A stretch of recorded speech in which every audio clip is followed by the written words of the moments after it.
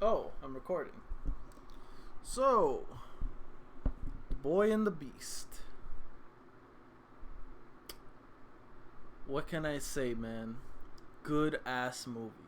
Good ass movie. Probably easily one of the best movies I've seen in quite a bit. Definitely love this movie. From the characters, what's his name? Komotetsu to Ren. Forgot the girl's name. And everything that just happened from him being raised from boy to, I guess, pre-adult by a beast, and then learning all these things.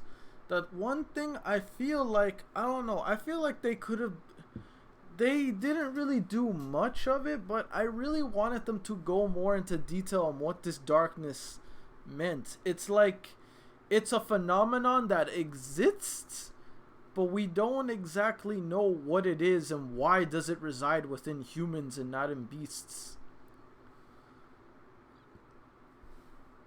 The most I can think of is that, yeah, every human has a little darkness in him. Yeah, every human isn't exactly 100% good.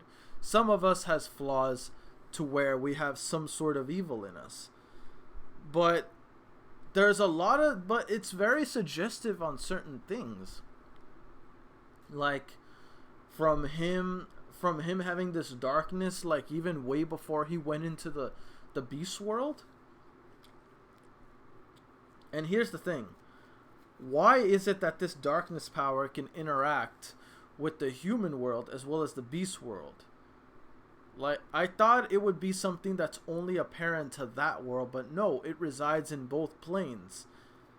It's like, for the most part, don't get me wrong, guys, for the most part, the movie is good.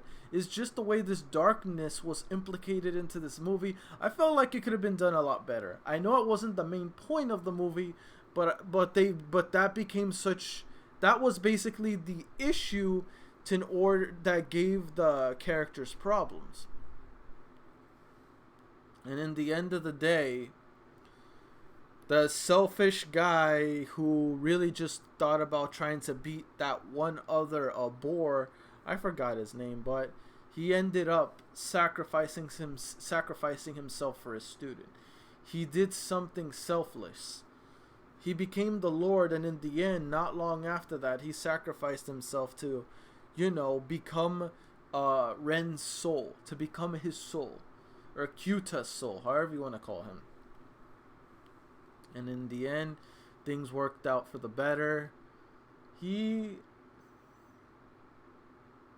was sad. I will admit, the saddest part was seeing Komotetsu go. That was possibly the saddest part in the whole. But I don't know why. It's really hard for me to stay sad for long because I feel like Komotetsu would be laughing or pissed off at the fact that someone's crying for him. Like, that's just not his character. But either way, I was very happy to get to know his character while he was around. He was honestly one of the most funnest characters I've seen in a long time. Out of all the movies I've seen for Mamoru's films,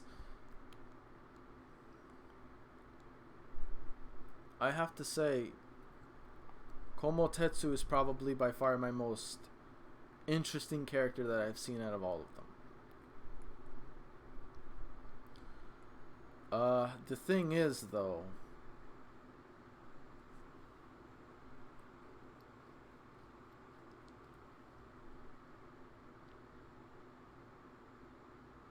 oh yeah, I was gonna say it was kind of a plot twist that one guy, the kid's brothers, but yeah, I noticed something that I thought it was very interesting that the plot twist was that he was actually a human. That was one hell of a plot twist. I mean, I did notice that he had more human-like features to himself in comparisons to everyone else. But it's strange though that he turned out at the end of the day he was human. But the good thing is though that both characters, like the boar guy, as well as Komotetsu. They inherited human childs as parents. I know Komotetsu was technically affiliated himself as his master, but I feel like there could have been no one closer to Ren or Kyuta as a parent than Komotetsu. As well as you can say for the other piece of shit that caused problems. I completely forgot his name. He wasn't really that relevant throughout the movie. He was just the problem, the issue. Like, he was basically like the disaster or the trouble that befalled our main characters into the movie. He was the reason why Komotetsu had to pass away and become a god in order to save his student or son, however you want to say it. But it looks like he ended up back, like he's living in the real world now. But it looks like also the parents, the beast parents that raised him, they're there too. So I feel like they could have been banished. You know what I mean? It feels like the parents were banished as well as, you know, the guy, and now they're probably gonna raise him in the human world. It's gonna be difficult because they can't expose themselves in public, unless they're just gonna leave him here and say goodbye. But at the same time, it's like, yes, he's becoming an adult, but like, you know, he's still technically young. He's still too young. He's lived out his entire life in the beast world, that he knows absolutely nothing about the human world. So it's going to be hard, but I'm sure he's going to be raised well. So that's what I'm thinking. What do you guys take from the ending for the main antagonist for Kyota/Rin, whatever you want to call him? What do you think? Do you think he was banished and the parents are just gonna leave and go, or he's basically gonna remain in the human world, as well as his beast parents are gonna be there with him? What did you guys took from that ending? Me, I saw it as he's banished, but at least he has his folks with him.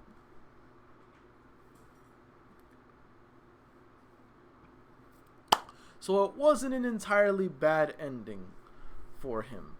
But I will say, after giving it a bit more thought,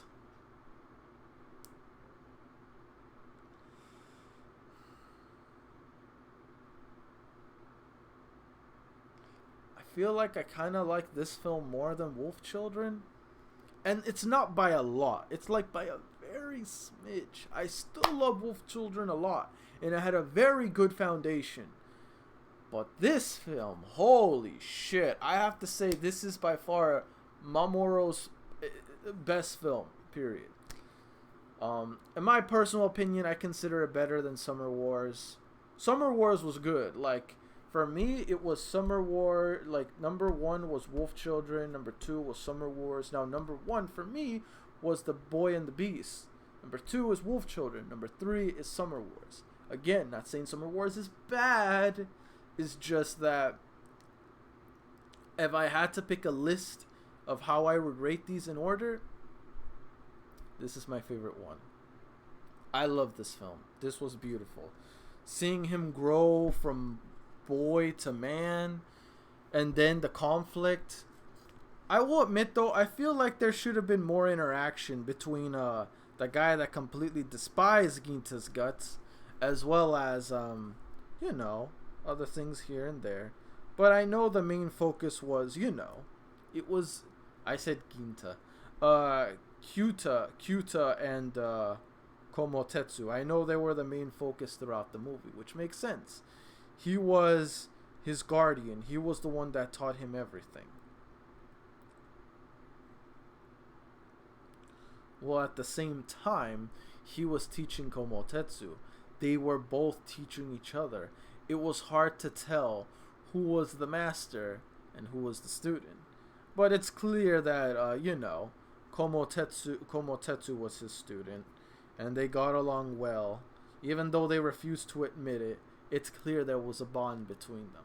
A strong bond that now that even though Komotetsu is gone, no, even though Komotetsu, you can't see Komotetsu, but he lives inside Kyuta's soul.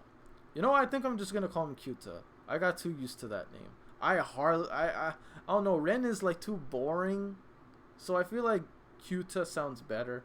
I don't know. What would you guys pick for his name? Kyuta or? But overall, it was a fantastic film. I mean, when I saw in the beginning, it was like I said, it was already looking like an A++ film. Now it's an S++ film. Holy crap. Best movie I've seen in a long time. Hopefully you enjoyed this. Question 1. What was your overall thoughts in the film, and where would you rate it among all the other films in Mamoru? Question 2. What are your thoughts on the theme of darkness, which basically is the disaster, the problem for the story between... It's basically the conflict into the story.